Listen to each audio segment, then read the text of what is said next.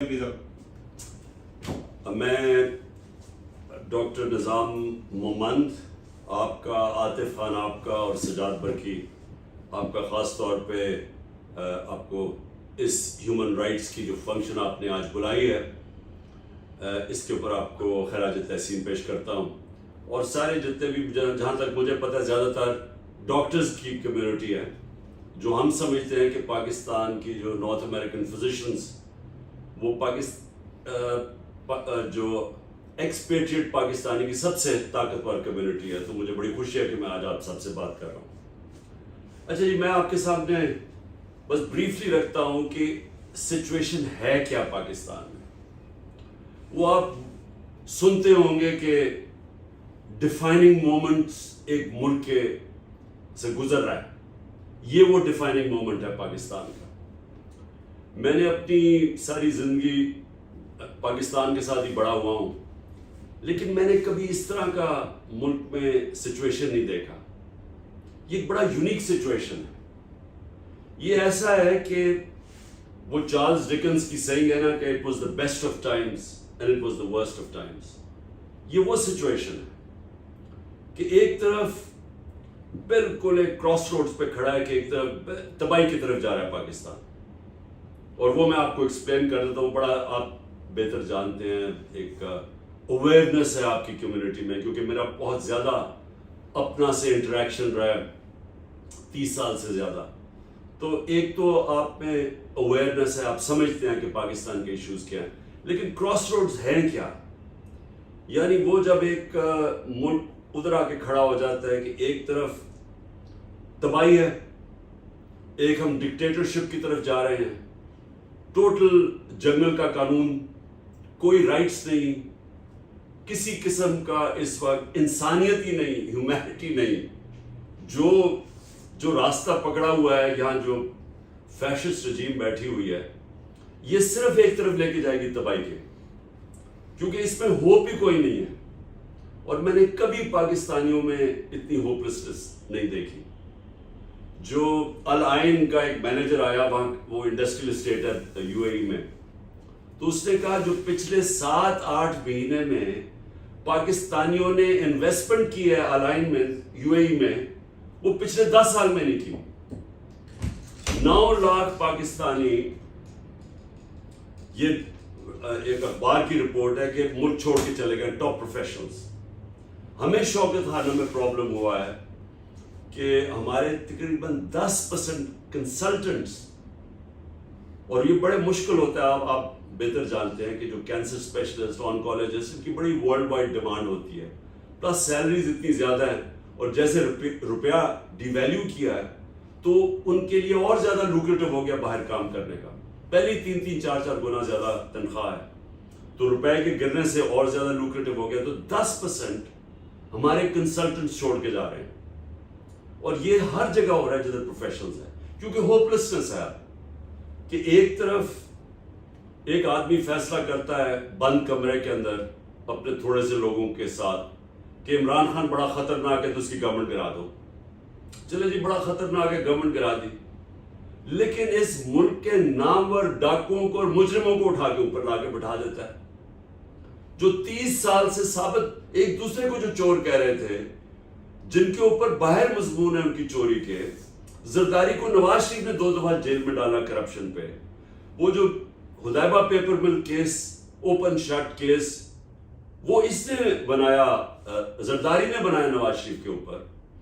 وہ دو جو ایک دوسرے کو کرپٹ کہتے تھے، جن کو پھر جنرل مشرف کرپٹ کہتا تھا، جنرل مشرف نے ان کے اوپر کیسز بنائے. نیب کا جو چیئرمین، پہلا نیب کا چیئرمین تھا جنرل امجد، اس نے ہمیں بریفنگ دی ان کی فورن پراپرٹیز کی. انہی لوگوں کو لا کے اوپر بٹھا دیتا ہے ایک گھوڑا سوار نائٹ جو آتا ہے ہمیں ہر تھوڑی دیر کے لیے بچانے کے لیے ملک کو. اور ان لوگوں جب اوپر بٹھا دیتا ہے، وہ پھر ایکسپیکٹ کرتا ہے کہ بھیڑ بکریوں کی طرح ساری قوم اب ان کو ایکسیپٹ کرے. یہ میں تکبر کا بتا رہا ہوں کہ یہ اتنا ایروگنس ایسی آپ امیجن نہیں کر سکتے کہ اس طرح کی ایروگنس کی، کیونکہ میں نے ان کو لے کے آیا ہوں اور جا کے تقریریں کرنی شروع کر دی، کیونکہ بڑا ریزنٹمنٹ آئی، اسپیشلی جو ایکس سروس مین تھے انہوں نے بڑا ریزنٹ کیا. تو ان کو جا کے تقریریں کر رہے ہیں کہ وہ اصل میں کوئی ثابت نہیں ہوا نواز شریف کے اوپر اور زرداری کے اوپر کہ جی وہ تو، یعنی اس نے پھر کیمپین کرنے کی کوشش کی لوگوں کو بتانے کے لیے کہ نہیں نہیں میں نے بڑا ٹھیک فیصلہ کیا. اب پرابلم کیا ہوا، ان کو ایکسپٹ کروانے کے لیے اب یہاں سے اصل ڈیمیج ہونا شروع ہوا.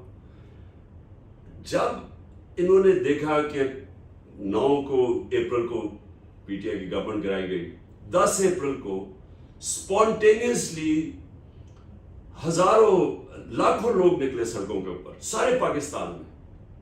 اگلے دن یہ کبھی ہوا نہیں ہے پاکستان میں یہ دوسری طرف جا رہا ہوں کہ why is it the best of times, کہ ایک دفعہ پہلی دفعہ اتنا بڑا ریئیکشن آیا کہ پبلک نے شو کیا کہ ہم ان چوروں کو نہیں ایکسپٹ کر رہے.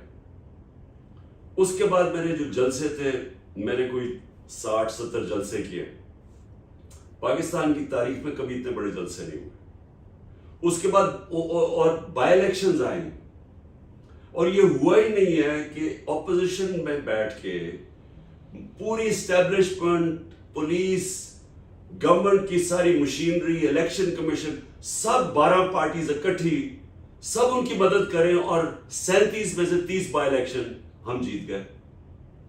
اب جب یہ عقل تو یہ کہتی ہے جب آپ کو پتہ چل گیا کہ آپ نے غلطی کی ہے اور پبلک آ کے کھڑی ہو گئی ہے پارٹی کے ساتھ، زیادہ تر اس لیے کہ ان کی شکلیں جب دیکھی کہ پھر سے ان کو اوپر امپوز کرنے لگے ہیں، تو کورس کریکشن ہونا چاہیے تھا. بجائے کورس کریکشن کے وہ کہتے ہیں کہ when you have a big hammer everything looks like a nail. تو انہوں نے وہ ہیمر چلانا شروع کر دیا اور پارٹی کے اوپر وہ تشدد کیا، انہوں نے ظلم کیا. اس کے بعد کہ جو پاکستان کی تاریخ میں 2 مارشل لاز تو میں نے دیکھے ہوئے ہیں، جنرل مشرف کا اور جنرل ضیاء کا. جنرل مشرف کا مارشل لا تو لبرل تھا، اس سے تو آپ کمپیئر ہی نہیں کر سکتے کہ جو یہ ہوا، یہ جو اب ہوا ہمارے ساتھ پچھلے 14 مہینے میں. جنرل مشرف کا، کیونکہ میں اپوزیشن میں تھا، وہ تو لبرل تھا، تو اس پہ تو ہمیں کھلی اجازت تھی. ہم ٹی وی پہ جاتے تھے، پارلیمنٹ میں بولتے تھے. کبھی کوئی کالی ویگو کا ڈالا رات کے 3 بجے آ کے آپ کے گھر کے اندر نہیں گھستا تھا اور آپ کو اٹھا کے مارتا نہیں تھا. اور ان کو جو خاص ایک یہ ہیوملیٹ کرنے کے لیے لوگوں کو ننگا کرتے تھے، ننگا کر کے ان کو ہیوملیٹ کرتے تھے، مارتے تھے، ٹارچر کرتے تھے. یہ شروع ہو گیا جنرل باجوہ کے دور میں، یہ بتانے کے لیے کہ نہیں ایکسیپٹ کرو ان لوگوں کو. جس طرح پھر سے میں کہتا ہوں کہ ہم انسان ہی نہیں، ہم بھیڑ بکریاں ہیں، تو ان کو مارتے جاؤ گے تو یہ اس طرف چل پڑیں گے. سو انہوں نے یہ پھر کیا، ہر قسم کا کلیمپ ڈاؤن جو کہ 25 میں پچھلے سال شروع کیا. ہم لانگ مارچ کر رہے تھے، 3 لانگ مارچز انہوں نے کی، ہم نے کسی کو روکا ہی نہیں. اس سے 2 دن پہلے انہوں نے گھروں میں گھسے، رات کے ہزاروں گھروں میں گھسے، انہوں نے لوگوں کو اٹھا لیا، ان کو ٹیررائز کیا. ہم سب شوق میں چلے گئے کہ یہ کیا ہوا ہے. اور انہوں نے سمجھا کہ اتنا ان کے اوپر، اور پھر اس کے بعد جب لوگ نکلے 25 مئی کو، انہوں نے اتنی ٹیئر گیس شیلنگ کی اور جو ظلم کیا اور لوگوں کو اوپر مارا، جس طرح پیلٹ گنز استعمال کی. تو ان کا خیال تھا کہ یہ ایک بڑے سافٹ سے لوگ ہیں، ممی ڈیڈی کراؤڈ ہے، برگر کراؤڈ جس کو کہتے ہیں، یہ چپ کر کے بیٹھ جائیں گے گھروں میں. لیکن وہ پارٹی اس کے بعد بھی آگے بڑھتی گئی، تو ان کی سختی بھی بڑھتی گئی. اور پھر یہ خاص ایک آدمی کو لے کے آئے جس کی کاؤنٹر ٹیررزم کے اندر ایکسپرٹیز تھی، جس نے ایک صوبے میں بڑا ظلم کیا ہوا تھا، جس نے بڑی نفرتیں ملک کے خلاف کروائی تھی اپنی حرکتوں سے، اپنے کسٹوڈیل ٹارچر سے. اس کو لے کے آیا اور اس نے ہمیں، جس طرح کہ ہم کوئی باہر کے ٹیررسٹ ہیں، اس نے ہمارے پر وہ شروع کر دیا، جس میں شہباز گل کو ٹارچر کیا. پہلا وہ ہمیں شوق ملا، اس کو یعنی اس کو جس طرح ہیوملیٹ کیا اور 2 دن رکھا اور جو اس کو مارا. پھر اعظم سواتی، اس نے صرف ایک ٹویٹ کی کہ thank you General Bajwa for NRO2. اس ٹویٹ کے اوپر بچوں کے سامنے، یعنی اس کے جو گرینڈ چلڈرن تھے اور بیوی کے سامنے، صبح کے 3 بجے کوئی 30-40 لوگ گھس گئے، اس کے سب کے سامنے مارا اس کو. اور اس کے بعد پھر اس کو لے کے گئے اور پھر اس کو وہ نامعلوم افراد نے ننگا کر کے پھر اس کو ٹارچر کیا اور مارا. ابھی تک اعظم سواتی کی بیوی ٹراماٹائز ہے, سائیکائٹرک ٹریٹمنٹ لینی پڑی, بچے ٹراماٹائز, جو گرینڈ چلڈرن تھے وہ ٹراماٹائز تھے. اس کے بعد اور اس سے پہلے ارشد شریف کا, اس کو پہلے انہوں نے وہ تھریٹ کیا, پھر اس کے اوپر کیسز کیے, پھر اس نے چیف جسٹس کو خط لکھا کہ میری زندگی خطرے میں ہے, اور وہ اس کے بعد ملک چھوڑ کے جب گیا تو اس کو کینیا میں اس کو اسیسنیٹ کیا. پھر انہوں نے میرے اوپر اٹیمپٹ کیا 3 نومبر کو, کیونکہ پارٹی اور پاپولر ہوتی, جو یہ کرتے تھے وہ اور زیادہ پارٹی اوپر جا رہی تھی.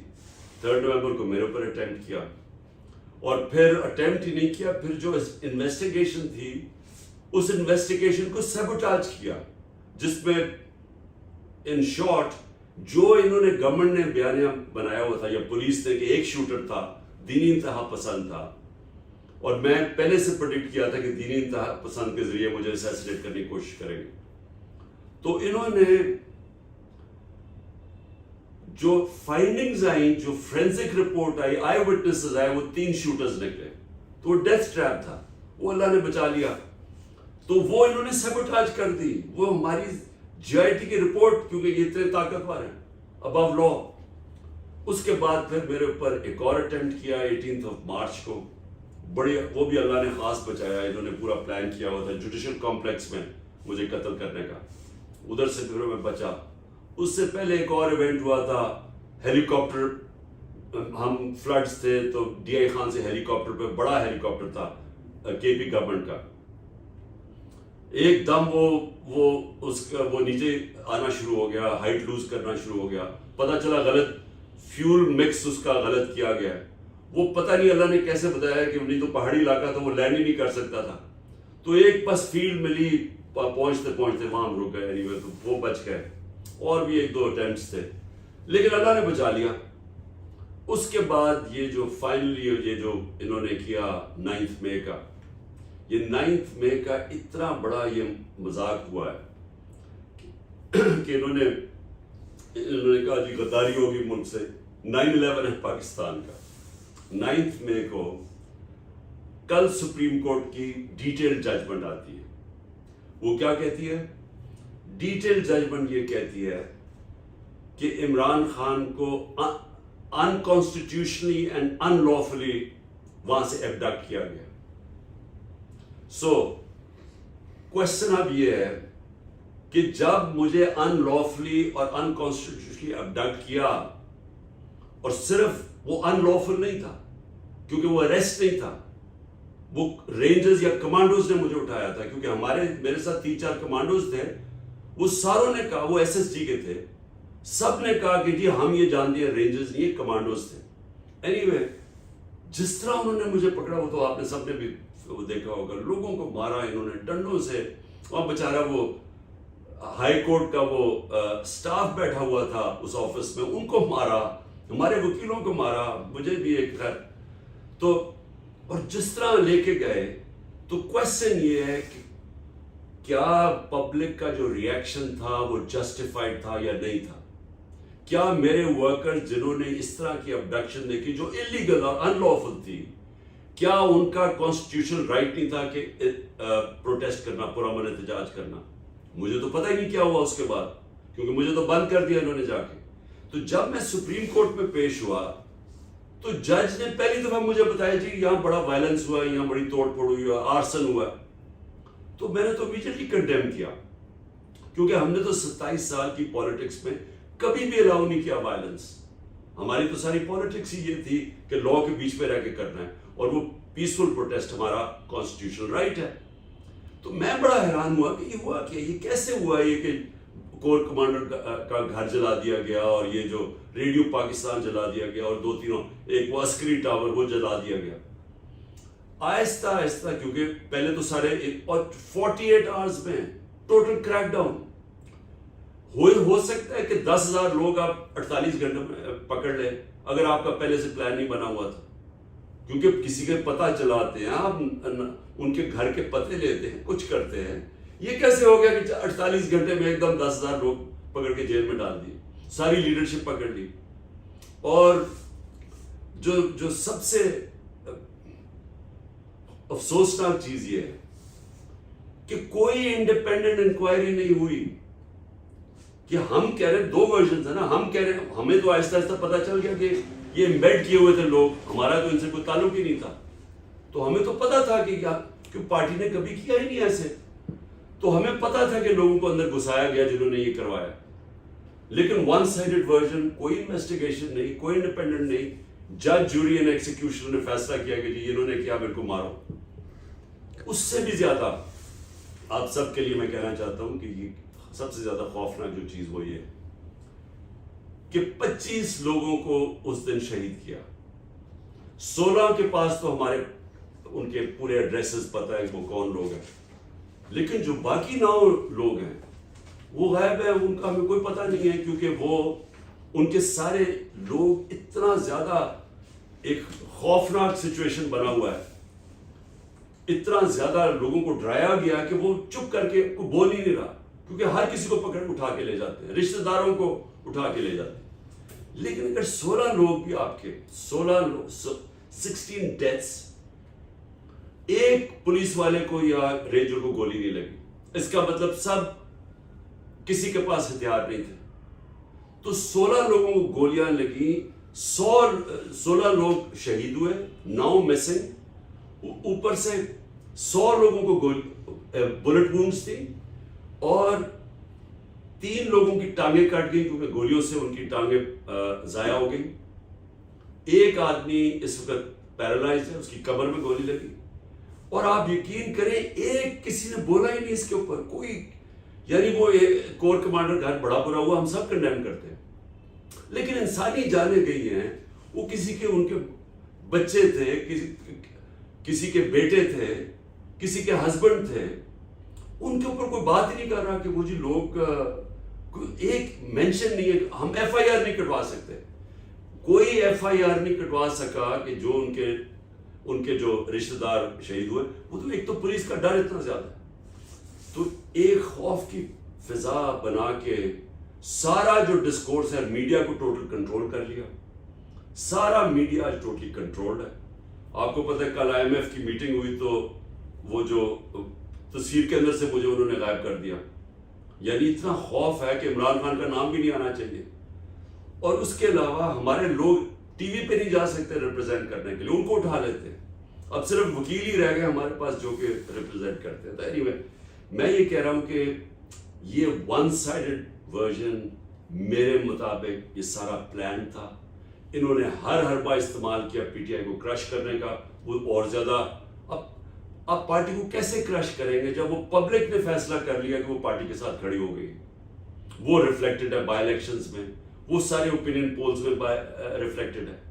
تو اس سے اگر یہ ان کا خیال ہے کہ یہ خوف پھیلائیں گے, لوگ ہمارے توڑ رہے ہیں, جو جیل میں جاتا ہے پی ٹی آئی کا پکڑ لیتے ہیں, وہ جیسے وہ کہتے ہیں کہ میں پی ٹی آئی چھوڑ رہا ہوں, اس کے سارے کرمنل کیسز ختم ہو جاتے ہیں, اس میں دہشت گردی ختم ہو جاتی ہے, سارے کیسز ختم ہو جاتے ہیں. تو ساروں کو پکڑتے ہیں جس کو پکڑتے ہیں. اور اتنا ہمارے کئی لوگ, اب doctor Yasmin 75 cancer patient, cancer survivor, اس کو پکڑا ہوا ہے, عورتوں کو پکڑا ہوا ہے, صرف اور صرف یہ زور لگانے کے لیے کہ پی ٹی آئی چھوڑ دو, پی ٹی آئی کو ختم کرو. تو میں کیوں اب کہتا ہوں کہ in a way it's the best of time. Best of times یہ ہے کہ کبھی بھی میں نے اپنی زندگی میں نہیں سوچا تھا کہ پاکستانی قوم کو سمجھ آئے گی جو میں نے یہ 27 سال پہلے اپنی موومنٹ شروع کی تھی انصاف کی. دیکھیں آپ اب امریکہ میں, آپ اس چیز کو سمجھتے ہیں, اور میں بھی تب سمجھا جب میں as a ten ager England گیا, جب میں کرکٹ کھیلنے گیا, پھر یونیورسٹی گیا, مجھے پہلی دفعہ سمجھ آئی کہ رول آف لا کیا ہوتا ہے. ہمیں اس چیز کی سمجھ ہی نہیں تھی, کیونکہ یہاں تو ڈکٹیٹرشپ تھی ایوب خان کی جب ہم بڑے ہو رہے تھے. تو پہلی دفعہ ہمیں سمجھ آئی کہ رول آف لا ہوتا کیا ہے, کہ نو ون از ابو لا, اور یہ ہے بیسس سویلائز سوسائٹی کا. اسی لیے میں نے اپنی پالیٹکس شروع کی تھی 27 سال پہلے, اور 14 سال اس میں سے ولڈرنیس میں تھے, کیونکہ لوگوں کو سمجھ ہی نہیں آ رہی تھی. کیونکہ یہاں جی ہر کوئی مجھے کہتا تھا جی روٹی کپڑا مکان ٹائپ کوئی سلوگن لے کے آئیں, نہیں تو لوگ آپ کے ساتھ نہیں چلیں گے. اور وہ میں سمجھ گیا کیوں, کیونکہ یہاں تو انصاف ہوا ہی نہیں ہے کبھی. دیکھیں ہماری ایک بڑی فیمس ایک جوک چلتی ہے پنجاب کے اندر. وہ جوک یہ ہے کہ ایک براسی دبئی سے بڑا پیسے بھرا کے آتا ہے اور وہ آگے چودھری کی بیٹی سے کہتا ہے میں نے شادی کرنی ہے. اب وہ جو چودھری ہے وہ اس کو مار مور کے وہ اسے نوکروں کہتا ہے باہر پھینکو. تو وہ فیمس جوک یہ ہے کہ وہ جب وہ اٹھتا ہے تو پھر چودھری صاحب کے پاس کہتے ہیں چودھری صاحب میں پھر نہ سمجھا. تو آپ یہ سوچیں کہ امریکہ میں یہ کوئی جوک ہو سکتی ہے؟ کیا کوئی کسی کو اس چیز کے اوپر کوئی مار سکتا ہے؟ کیونکہ یہاں رول آف لا ہے, یا پروٹیکشن ہے, یا کمزور کی پروٹیکشن ہے. یہ لوگوں کو سمجھ نہیں آتی. یہاں جو طاقتور ہے, اور یہ کبھی بھی معاشرہ کامیاب نہیں ہوتا, یہ میری آپ غور سے بات سمجھ لیں. اور یہ ہمیں اتنا ہی نہیں پتا کہ یہ ہمارا جو سب سے پہلے جب مدینہ کی ریاست بنی تھی, میں لوگوں کو سمجھا کے تھک گیا ہوں, کیونکہ وہ جو ریاست تھی وہ ایک ماڈرن ریاست تھی, سارے ماڈرن پرنسپلز کے اوپر بیس تھی. اس کا جو مین پرنسپل تھا وہ رول آف لا تھا, عدل اور انصاف. اور اس کے اوپر فاؤنڈیشن بنی تھی one of the greatest civilizations ever. سب سے بڑا دنیا کی تاریخ میں انقلاب آیا تھا. میں لوگوں کو سمجھاتا ہوں کہ اس کو اسٹڈی کریں انٹلیکچولی. ہم دینی طرف لے جاتے ہیں, میں چاہتا ہوں کہ اس کو انٹلیکچولی اسٹڈی کریں کہ یہ دنیا میں کتنا بڑا فینومینا تھا کہ 625 کے اندر جنگ بدر ہوتی ہے, 313 لڑنے والے. 636 11 سال کے بعد بیزنٹائن ایمپائر, رومن ایمپائر یارموک کی جنگ میں ہار جاتا ہے مسلمانوں سے. سپر پاور 1,00,000 ان کی سدرن لیجن تھی. وہ 11 سال کے بعد وہ, اور 12 سال کے بعد دوسری سپر پاور پرشین ایمپائر, وہ قدسیہ میں ہار جاتا ہے. یہ جو فینومین ہے, اس کو جب تک ہم صحیح معنی میں اسٹڈی نہیں کریں گے, ہمیں سمجھ نہیں آئے گی کہ کیوں اللہ قرآن میں کہتا ہے کہ نبی کی سنت پہ چلو. کیونکہ وہ جو ریولوشن آئی تھی اس کو ہم کبھی بھی ڈسپیشنٹلی انڈرسٹینڈ نہیں کرتے. جو سب سے بڑا کام اس ریولوشن کا تھا, انسانوں کو آزاد کر دیا تھا, اور آزاد انسان ہی معاشرے کو اٹھاتے. اور آزادی کے اوپر کیوں اتنا بڑا ایمفسس ہے قرآن میں؟ جو اپنی جان کھو دیتا ہے آزادی کے اندر اس کو شہید کہا جاتا ہے. شہید کا رتبہ صرف پیغمبروں سے نیچے ہے, سیکنڈ, یعنی اتنا بڑا رتبہ ہے. مطلب کہ آزادی کا اتنا بڑا رتبہ ہے. سارے اللہ کے جو پیغمبر آئے تھے وہ سارے انصاف کی بات کرتے تھے, کیونکہ انصاف سے آزادی ملتی ہے. یہ جو میں ابھی آپ چودھری کی جوک سنائی ہے اور مراسی کی, یہ کیا ریفلیکٹ کرتا ہے کہ یہاں ایک سوسائٹی ہے جدھر طاقتور ہے, ہی above law, اور جو نیچے ہے he has no access to justice, اس کے اوپر بنیادی حقوق ہی نہیں ہے. کیوں؟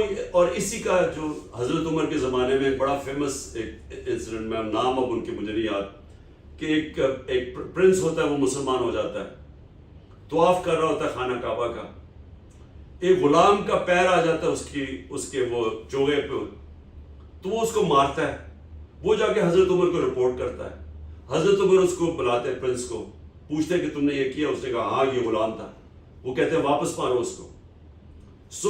جو یہ پرنس کو جب انہوں نے کہا نا کہ وہ بھی قانون سے اوپر نہیں ہے, جب حضرت عمر نے اپنے بیٹے کو کوڑے پڑوائے, جب اس نے قانون توڑا, جب نبی صلی اللہ علیہ وسلم نے اپنی بیٹی کا کہا کہ اگر وہ جرم کرے گی تو میں سزا اسے ملے گی, اور پھر جب انہوں نے کہا کہ بڑی قومیں تباہ ہو گئی جدھر طاقتور قانون سے اوپر تھا اور کمزور کے لیے پروٹیکشن نہیں تھی. اسی لیے جب حضرت ابو بکر خلیفہ بنے, پہلی ان کی مشن سٹیٹمنٹ کیا تھی کہ میں طاقتور اور کمزور کو قانون کے سامنے کر دوں گا, رول آف لا. حضرت عمر کی سٹیٹمنٹ کہ کوئی طاقتور ظلم نہیں کر سکے گا. حضرت علی کی سملر سٹیٹمنٹ. حضرت علی یہودی سے کیس ہار جاتے ہیں کیونکہ وہ قاضی ان کے بیٹی کی گواہی قبول نہیں کرتا. ایک یہودی, ایک مائنورٹی بھی ایک خلیفہ وقت سے کیس جیت سکتا تھا. وہ تھا انصاف جس کے اوپر بنی تھی بنیاد, لوگوں کو آزاد کر دیا.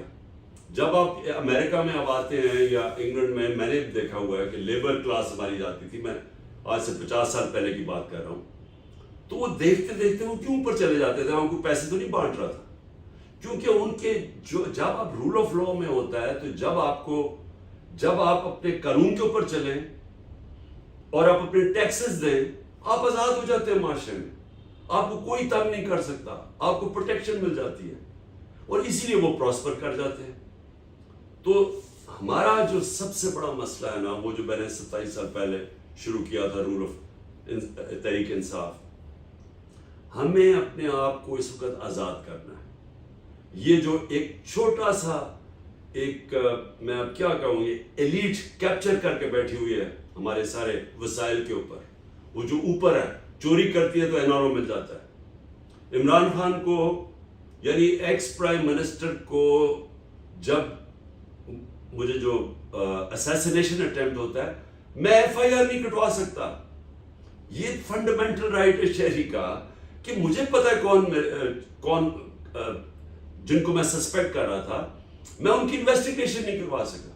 میں prime minister, ex prime minister, head of the largest party in Pakistan, میں اپنی FIR رجسٹر نہیں کر سکا، اور میرے اوپر کیونکہ طاقتور میرے خلاف ہے، اب تک 180 FIR ہو چکی ہیں۔ 180 یعنی یہ ورلڈ ریکارڈ ہوگا FIRs کا کہ 70 سال کی عمر تک ایک FIR نہیں، اور صرف اتنے ٹائم کے اوپر 180 FIR اور ہر روز ایڈ ہوتی ہے۔ نہیں، سو یہ ہوتا ہے جب رول آف لا نہیں ہوتا، اور یہ معاشرے کبھی اٹھ نہیں سکتے۔ سب سے بڑا پرابلم یہ ہے کہ یہاں انویسٹمنٹ نہیں آتی، یہ خوشحال ہی نہیں ہوتے معاشرے۔ ایک ٹیبل صرف یہ دیکھ لیں کہ جو دنیا کے 140 ملک ہیں، ان میں یہ دیکھ لیں کہ جو رول آف لا انڈیکس پہ ٹاپ 15 پہ ہیں، اور وہ دیکھ لیں جو باٹم 15 پہ ہیں۔ جو ٹاپ 15 پہ ہیں ان سب کا جو پر کیپٹا ان کا وہ $60,000 سے اوپر ہے، اور جو باٹم 15 پہ ہیں جس میں پاکستان بھی ہے، ہمارا پر کیپٹا ان کا $1,500 ہے۔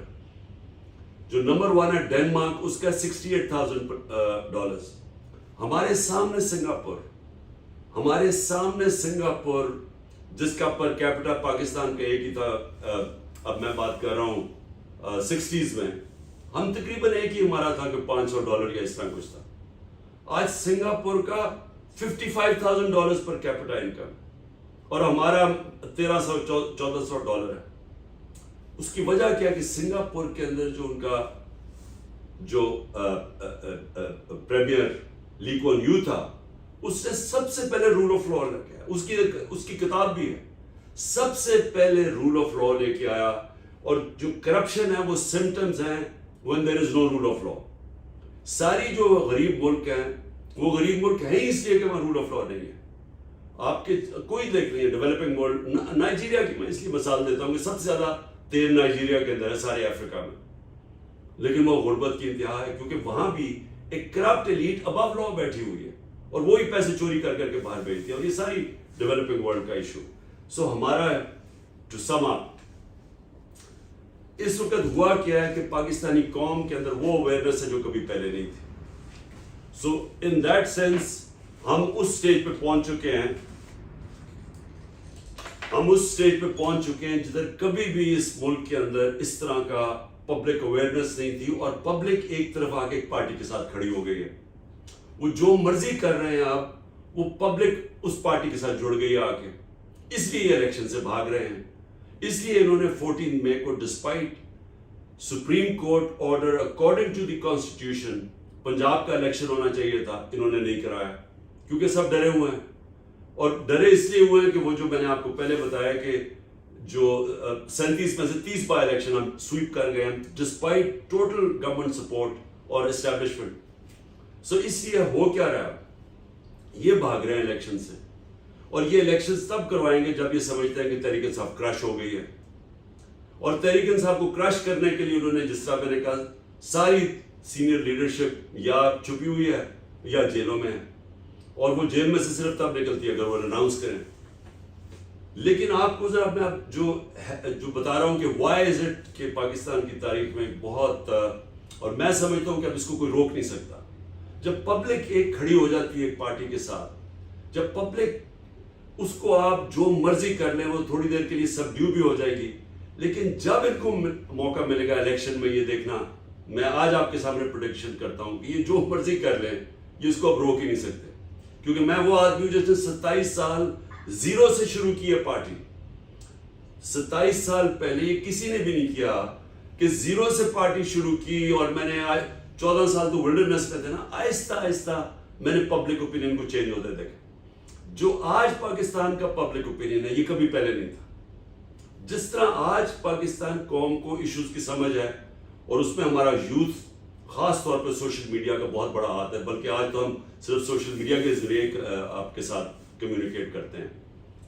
لیکن جو خوشائن چیز وہی ہے، اور میں آپ کو اب مثال دے رہا ہوں پنجاب کی. پنجاب کے اندر میں نے ٹکٹس دے دیے تھے، یہاں ہمارے جو الیکشنز ہو رہے تھے 14 مئی کے. اب یہ سوچیں کہ انہوں نے پورا زور لگا لیا، لوگوں کے گھر توڑے ہیں، لوگوں کے گھر لوٹے ہیں، لوگوں کے رشتہ داروں کے پاس پہنچ گئے، کیونکہ سب چھپے ہوئے ہیں. جتنے بھی ٹکٹ ہولڈرز ہیں ہمارے سب چھپے ہوئے ہیں، انڈر گراؤنڈ ہیں. ان کے رشتہ داروں پہ پہنچے ہیں، ان کے بچوں پہ پہنچے ہیں، ان کی بزنسز بند کر دی ہے. یعنی کبھی اس طرح کا تشدد نہیں کیا. میں بھی یہ کرتے ہوں گے نازی جرمنی کے اندر یا اسٹالن کے سوویت یونین میں، کہ اگر آپ کا جس آدمی کو ڈھونڈنا ہے وہ نہیں ہے تو اس کے رشتہ داروں کو پکڑ لو، اس کے بچوں کو پکڑ لو، ان کی عورتوں کو پکڑ لو. یہ کبھی نہیں ہوتا تھا، میں نے تو کبھی نہیں سنا. اس کے باوجود ہر قسم کا انہوں نے ظلم کیا اور ان کو ڈرایا، دھمکایا، ان کی بزنسز بند کیے ہیں. 400 ٹکٹ ہولڈرز ہیں پنجاب میں. آپ یقین کریں کہ 400 میں سے اس پورے تشدد کے باوجود صرف 40 گئے ہیں، باقی سارے انٹیکٹ کھڑے ہیں. تو اس سے یہ اپڈیٹ ہوئے ہیں، کیونکہ انہیں پتا ہے کہ جب الیکشن ہوگا، اچھا جو ٹکٹ ہولڈرز ہیں ان کو بھی پتا ہے کہ جیسی جو چھوڑ رہا ہے، وہ پبلک کا اتنا ریئیکشن آ رہا ہے کہ ان کی کوئی چانس ہی نہیں ہے، ان کی پالیٹکس ختم ہو جاتی ہے، اس لیے ریزسٹ کر رہے ہیں. اور وہ چھوڑتا ہے تو 6-7 نیچے بیٹھے ہوئے ہیں ان کی جگہ لینے کے لیے. اس لیے یہ پبلک کو یہ نہیں کچھ کر سکتے. یہ جتنا بھی کریں گے پبلک اوپینین کوئی یہ جانور نہیں ہے. پبلک اوپینین کو آپ یہ اس طرح کی طریقوں سے، نیچے ووٹر تو آپ کا کھڑا ہوا ہے. تو انہوں نے جو یہ جو اب آگے، میں آپ پریڈکٹ کر رہا ہوں آگے انہوں نے کیا کرنا ہے. اب یہ ڈریں گے، الیکشن اناؤنس کرنا پڑے گا ان کو. 14 اگست از دا لاسٹ ڈیٹ. اس کے بعد ان کو الیکشن کرنا پڑے گا. تو ان کا پلانز کیا ہے؟ ایک مجھے جیل میں ڈالنے کا پلان ہے.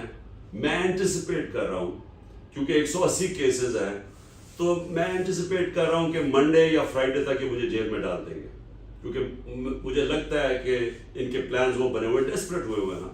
وہ کیس ہی کوئی ایسا نہیں ہے اب تک جو وہ عدالت میں جاتا ہے، وہ کیس ہی سارے بوگس کیسز ہیں، لیکن اتنے زیادہ کیے ہوئے ہیں اور انہوں نے تھوڑا مینج کیا ہوا ہے. میں سمجھتا ہوں کہ اچھا میں جیل میں چلا گیا، یہ ڈسکوالیفائی کرنے کی کوشش کریں گے. ایک جج ان کی پوری مدد کر رہا ہے اس وقت، تو وہ دوسری چیز ہے. لیکن اس سے کیا فرق پڑ جائے گا؟ ڈسکوالیفائی کریں گے، جیل میں بھی ڈال دیں گے، تو الیکشن میں تو پارٹی کو کیسے، ووٹر کو کیسے روکیں گے؟ تو میری پریڈکشن یہ ہے کہ جو بھی کریں یہ اس سٹیج پہ پہنچ گئے کہ جیت نہیں سکتے. لیکن انہوں نے الیکشن ڈیلے کرنے کی کوشش کرنی ہے، اور اس کے لیے جو میں کہہ رہا ہوں نا کہ یہ بلائنڈ ایلے کی طرف آپ جا رہے ہیں. جتنا بھی آپ یہ ڈیموکریسی کا قتل کریں گے، پارٹی کو ڈسمینٹل کرنے کی کوشش کر رہے ہیں اور ہر پہ استعمال کریں گے، یہ صرف تب اس ایکسٹینٹ پہ چلے جائیں گے کہ الیکشن بھی فارسیکل ہو جائیں گے، اور وہ بجائے الیکشن سٹیبلٹی لانے کے اور ڈی سٹیبلائز کر دیں گے ملک کو. اور IMF کے ساتھ جو میں نے کل بات کی تھی، اور وہ سمجھتے ہیں اس چیز کو کہ جب تک پولیٹیکل سٹیبلٹی نہ آئے اکانومی تو سٹیبلائز کر ہی نہیں سکتی.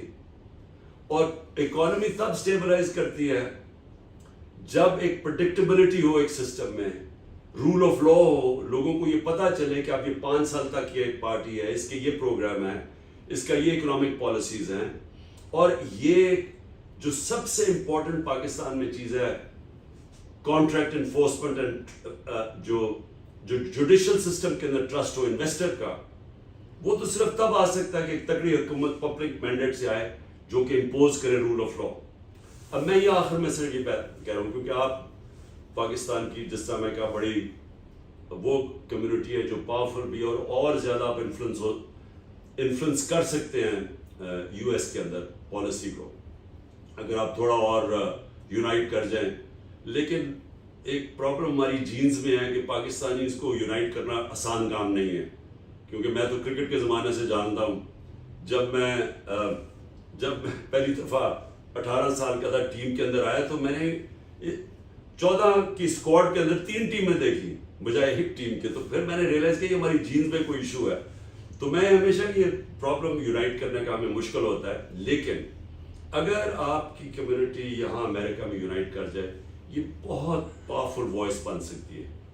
یہ جس طرح انڈین کمیونٹی خیر انڈین تو اس وقت ہمارے سے بدقسمتی سے بہت آگے نکل گئے ہیں لیکن ہم اگر یہاں یونائٹ کر جائیں تو اس کا امپیکٹ بڑا پڑ سکتا ہے. لیکن میرا جو نظر میں کہ جو سب سے ہمیں فائدہ ہے جو میں انویزج کر رہا ہوں کہ انشاءاللہ اللہ نے موقع دیا تو ہم کیسے نکلیں گے. ہمارا سب سے بڑا کرائسس ہے کہ ہمارے پاس ڈالرز کی کمی ہے, ہمارے ریزروز کم ہے, ہم ڈالر انکم کبھی بھی کسی نے ایکسپورٹس پہ زور نہیں لگایا. تو میں جو آگے فورسی کرتا ہوں کہ ہمارا جو 10 ملین اوورسیز پاکستانی ہیں ان کی یہ ہے ہمارا فیوچر جن کی وجہ سے پاکستان اپنا کک سٹارٹ کرے گا اپنی اکانومی کو. اور وہ تب کرے گا جب ہم ان کو پاکستان کے جو سسٹم ہے جو پاکستان کا جوڈیشل جسٹس سسٹم ہے اس کے اوپر جب اعتماد ہوگا. کیونکہ ابھی تو یہ حال ہے کہ اگر کوئی ایک پلاٹ ہی لیتا ہے تو اس کے اوپر قبضہ ہو جاتا ہے اور وہ بیچارے کے پاس کوئی, میں نے تو دیکھا ہوا نا یہ حالات کیا. ہم نے تو خیر بڑی کوشش کی تھی اسپیشل کورٹس بنانے کی اوورسیز پاکستانیز کے لیے, لیکن اگر پلاٹ جیسی چیز کے اوپر قبضہ ہو جاتا ہے تو کون انڈسٹری میں انویسٹ کرے گا, کون سرمایہ کاری کرے گا.